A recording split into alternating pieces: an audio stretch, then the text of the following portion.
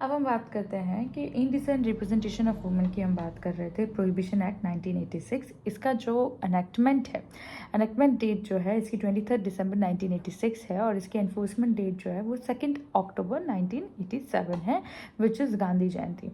You can remember by this. ये act number 60 है 1986 का।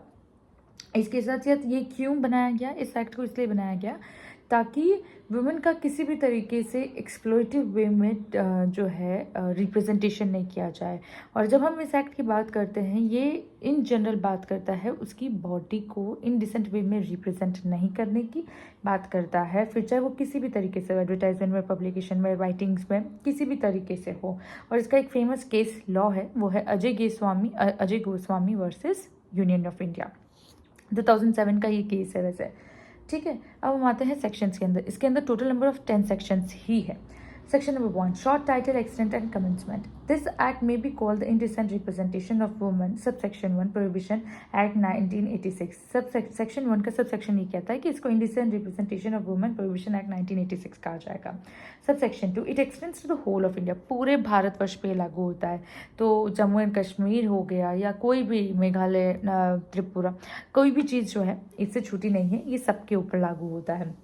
Subsection 3, it shall come into the force on such a date as the central government will make notification in the official gazette appoint। ये उस तारीख को लागू हो जाएगा जिस तारीख को सेंट्रल गवर्नमेंट नोटिफिकेशन डाल देगी, which was already done on 2 अक्टूबर 1987।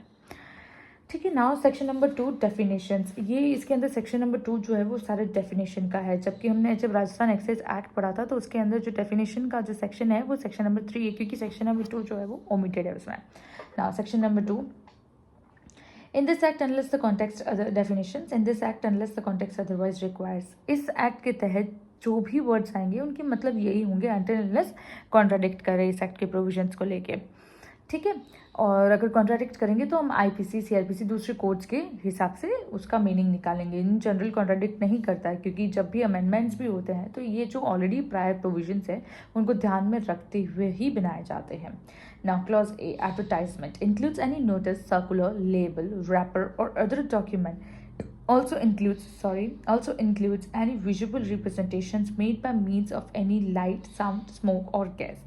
एडवर्टाइजमेंट का मतलब है कोई भी तरह का नोटिस, यानी कि कागज, सर्कुलर हो, लेबल हो, रैपर हो, कोई भी तरह का डॉक्यूमेंट हो, बेसिकली छपा हुआ लिखा हुआ कुछ भी हो जिसके अंदर विजिबल रिप्रेजेंटेशन हो, मतलब कि दिखाई देने वाला रिप्रेजेंटेशन हो, फिर चाहे वो लाइट के ज़रिए, साउंड के ज़रिए, स्मोक के ज़रिए, गैस के ज़रिए हो, और किसी भी तरीके से हो।